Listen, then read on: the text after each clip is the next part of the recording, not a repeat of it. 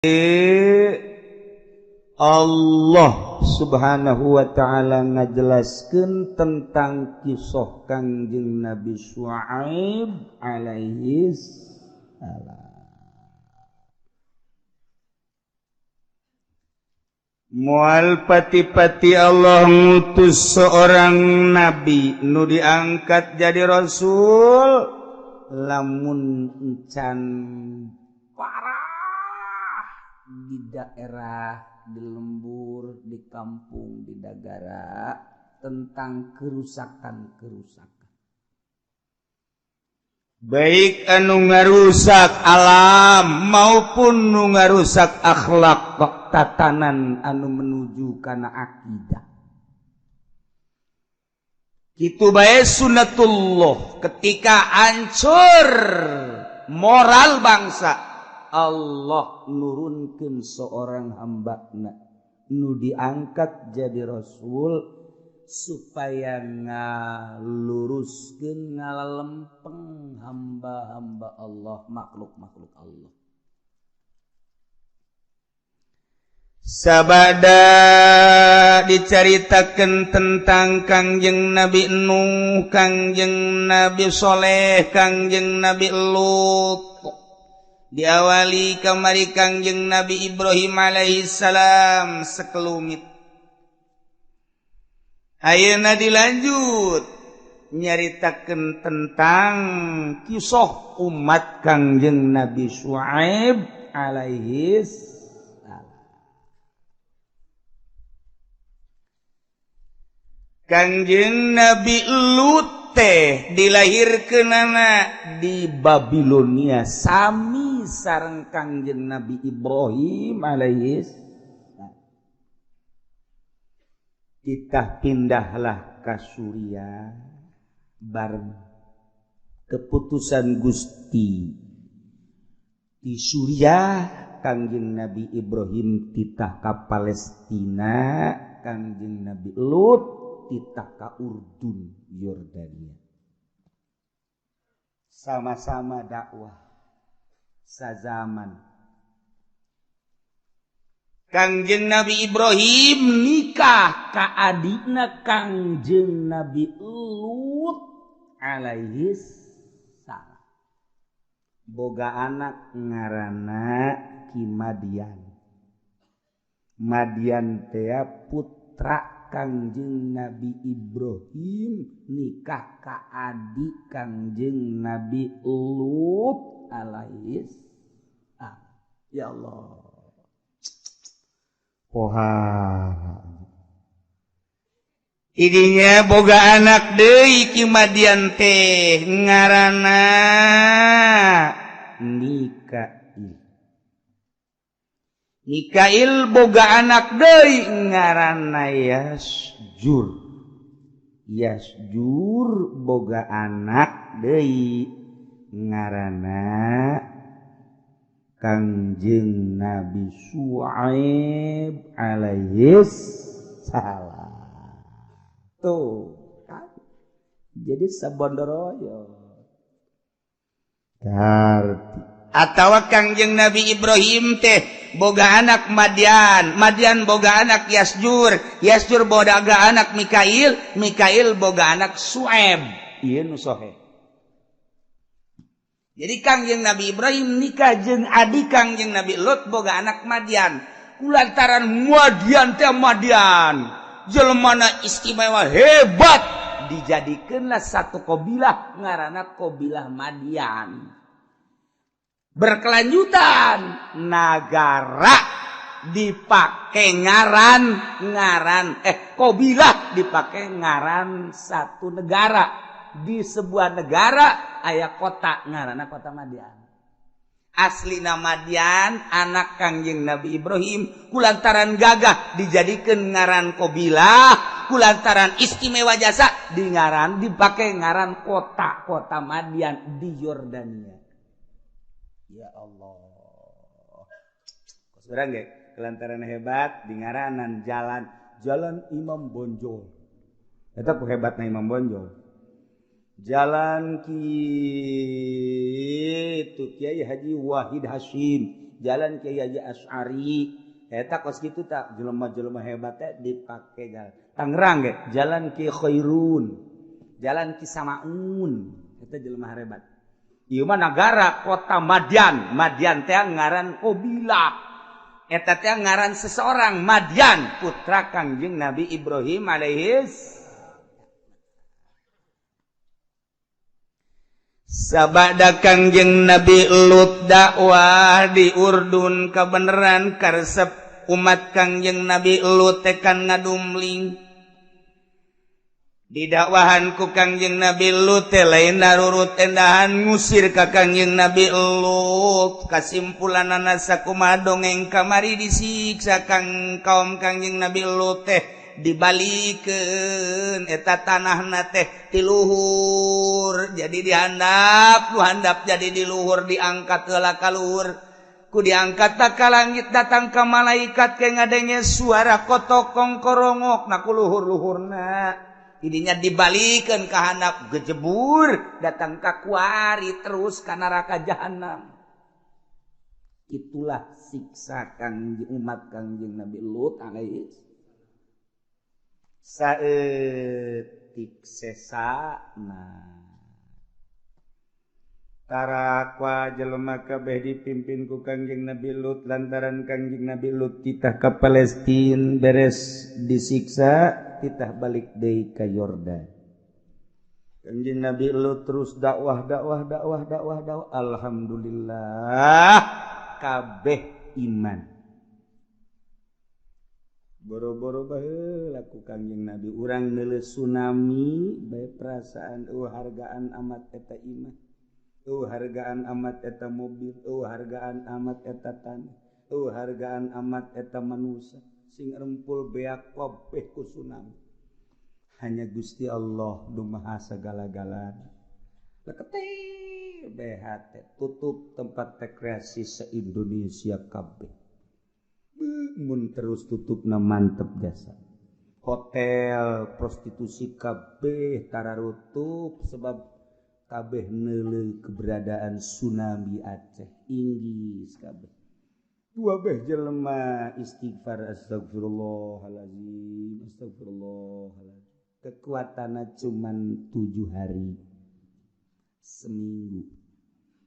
seminggu berikutnya geus ancang-ancang tempat rekreasi buka kembali 2 minggu sudah dibuka kembali dibuka sono jelema kamari ieu teh rekreasi sono inuh tempat rekreasi bloon sakedeung ieu jelema saetikan dipimpin ku Kangjeng Nabi Lut alaihi salam ibadah ka Gusti Allah mautlah Kangjeng Nabi Lut dikuburlah di Urdun Kangjeng Nabi Lut masyarakat ibadah lantaran saetikan terus ngalobaan wah loba mulai jelema teh 10-20 tahun teh nyieun deui pangeran tina batu nyendei sesembahan tina kayu batu digosokan deui datang ka poho ti isuk datang ka sore ti sore datang ka isuk deui ngagosokan batu jadi satu kebanggaan tamu luar negeri dibere bingkisan batu ti ditu ge ka dieu batu nandakeun hate manusia kos batu kabeh geus teh dibanggakeun deui Al-Qur'anul Karim hadis Kangjeng Nabi leuwih ngabanggakeun batan ayat suci Al-Qur'anul Karim leuwih ngabanggakeun batu Garut batan hadis Kangjeng Nabi cirina maca Quran mah sabulan teu saayat-ayat acan batu mah digosokan pohara unggal isuk unggal sore berarti nya ngabanggakeun batu batan ayat suci Al-Qur'an tolong goblok bolon seri ge sia mulai kuari nyieun sesembahan tina batu nyieun sesembahan tina kayu dan lain sebagainya terus terus kebeladina 50 tahun 100 tahun geus acak-acakan tatanan manusia teh ya Allah ya Rabb kuari geus sangat berubah deui begitu 100-200 tahun teh pohara keayaan akhlak manusia di Yordania ternyata nomor kahiji berubah total masjid kosong kuari loba kuil-kuil ibadah teh kuari ka batu deui ibadah teh ka patung deui masjid ditaringgalkeun kosong malah masjid dialihfungsikeun kuari jadi kuil-kuil peribadatan ka patung masyaallah pohara amat kahiji nomor kedua pasar di pasar keayaan urang Madian harita Yordan lamun naker beas naker kacang jang meuli takeranana nu rada leutik nu bodek jang ngajual nu rada leutik meuli takeranana nu ieu ka batur ngajual takranan nu ieu jadi dikurangannya na iyalah akhlak-akhlak di zaman harita di Yordan yang ngurangan takran ngurangan timbangan lamun meuli sakilo kacang saat eta ditimbang deui di imah aya 7 ons eta baheula kararitu masyaallah ya Allah selalu dikurangan. Peribadatan geus lain ka Allah kuari sesembahan teh ka batu jeung ka kayu ka patung. Perekonomian carana kerna ge kuari mah geus dikurangan dipaen-paenkeun kuari mah. Lamun ngeruk beas dina kitu letteranana aya kayuan paneta kayu-kayu ieu maen ieu lumayan. Sret ya Allah ya Rabb ku bisaan jasa teka deuleu tapi lamun urang meuli 10 liter saparapat mah eta ya Allah ya Rabbi eta urang Yordan bisaan jasa eta bisaan jasa teh Yordan baheula teh kos kari itu tah iya deui timbangan ge lamun teh 1 liter 1 kilo pasti ngan 7 ons lamun sakintal pasti kurangna teh bangsa 10 kilo mah aya saton adag-adagan jarago teteh ngurangan-nguranganan mun meuli jarago jasa ade nambahan ka dirina kos kitulah karakter urang Yordan saat eta masyaallah mun ngitung jengkol bisa anjas hiji mah hiji dua mah dua mah tilu mah tilu opat mah opat lima mah lima lo las dua las tilu las empat las lo hiji berarti lo dua opat dua lo kareng eluhna doang sabaraha meuli urang meuli 50 jengkol urang dihitung di mah aya 40 eta urang Yordan teh kos kitu hitung kenteng ge sarua bae 1 2 3 4 5 6 7 8 9 kadang eluhna doang sial eta ngitung dihitung deui we ku urang kurangna aya 20 aya 30 lumayan itulah watak orang Yordan. Masya Allah. 2, 3, keopat. Nyana selalu cicing di jalan. Cicing rombongan-rombongan di jalan. Asal aya jelema kadeleuna mawa tas sikat tasna.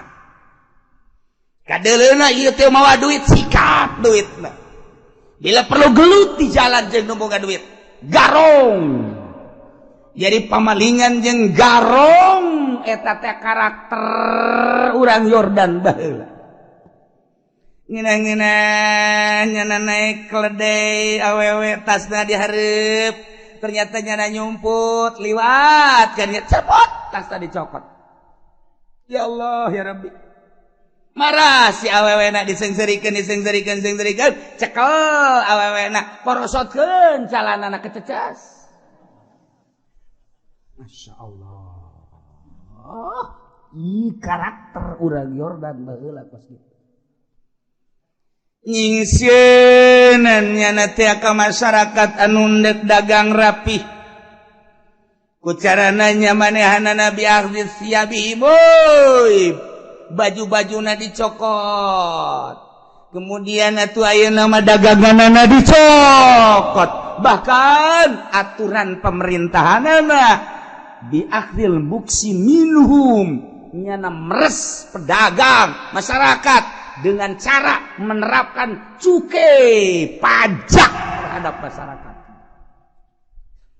tanah make pajak perusahaan make pajak ndek nyieun perumahan pajak geus puguh pajak tanah pajak perumahan ana pajak pembelian ana buah ku pajak kabeh yen pabrik itu keneh pajak tanah pajak bangunan pajak izin pajak perusahaan ana itu keneh perdagangan ke luar negeri orang Yordan dek ngirim ke Palestina ke Israel ke Turki dek ngirim deui ke mana ke Suriah dan lain sebagainya yeuh keluar masuk na dagang mesti kudu bayar ke pemerintahan pajak kos itulah karakter orang Yordan saat eta ketika aya jelema deuk ngajarkeun agama dilarang ku nyana ulah sok ngomong-ngomong pangeran-pangeran segala Allah di saat kos kieu geus ulah ngomong-ngomong sagala haram-haraman geus ulah aya jelema nu ngomong-ngomong ngajak ibadah ka Gusti Allah kiai namun kiaina gagah masyarakatna nu ditahan ulah sok kadinya ulah deangan deui si kiai usahajan sok sagala ngaharam-haramkeun sagala pajak sagala ngaharam-haramkeun kredit geus ulah didenge kiai mah geus loba keneh kiai ka ditutup ditahan ku jana dilarang ku jana itu karakter orang Yordan Masya Allah ngaharapkeun nyana jalan-jalan lurus jadi bengkok udah sok haju kos karar itu geus urang mah kuari mah zaman modern cek nyana teh ulah zaman modern mah geus ulah sempat ngadayekeun kiai teuing moal maju negara kajian kuku mah urusan bunga abang eta kan jangan maju ke negara urusan kredit jangan maju ke negara urang kan boga duit setik yang boga motor kan ayeuna kredit kan ngeunaheun geus ulah didengikeun kiai nu ngaharamkeun kredit kiai nu ngaharamkeun pajak mah komo tah mah mendingan ge laporkeun ka pemerintah sel habak kiai kos kitu ieu kos kitulah karakter urang Yordan baheula Masya Allah asal aya jelema nu ngomong-ngomong Allah ngomong-ngomong agama langsung diawasi ku pemerintah keterlaluan tewak jebus ke penjara kalut keayaan akhlak nyaritakeun tentang jujur jeung adil lantaran kabehan geus seragam geus teu ibadah ka Gusti Allah kabeneran perekonomian kahayangnyana nu penting mah maju cak nyana mahmur cak nyana teu make aturan Gusti Allah imbangan dikurangan takaran dikurangan hitungan dikurangan nyana selalu cicing di jalan jadi garong pemerintahan netepkeun kana perpajakan meres terhadap rakyat ngomong nama deuk ngamahmurkeun bangsa jeung rakyat tapi ternyata horenganan nyana nekan muksi perpajakan percukaian meres wabeh pedagang meres ka rakyat pemerintah meres ka seluruh pedagang jeung rakyatna walut kabeh aya nu ngomong agama teu dimenangkeun bahkan dibunuh dijangjikeun dibunuh nu datang ka kiai-kiai saat eta ka ulama-ulama ditahan aya nu dibunuh segala rupa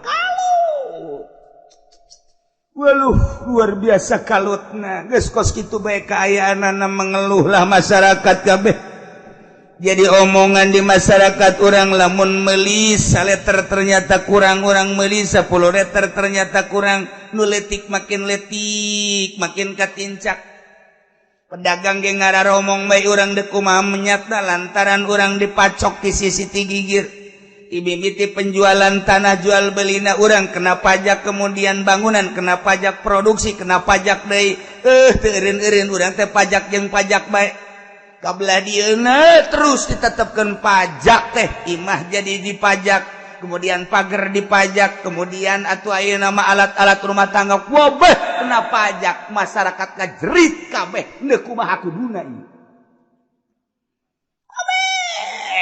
Dikenakeun pajak bae. Kicep kena pajak. Jadi aya nu geus teu kicep-kicep. Sebab asa kicep kena pajak. Ya Allah, ya Rabbi, sulit ka mana mun tayang lantaran ieu teh satu aturan negara. Kos kitulah di negara Yordan tetepna di Madian. Madian jeung Aikah teh eta keneh.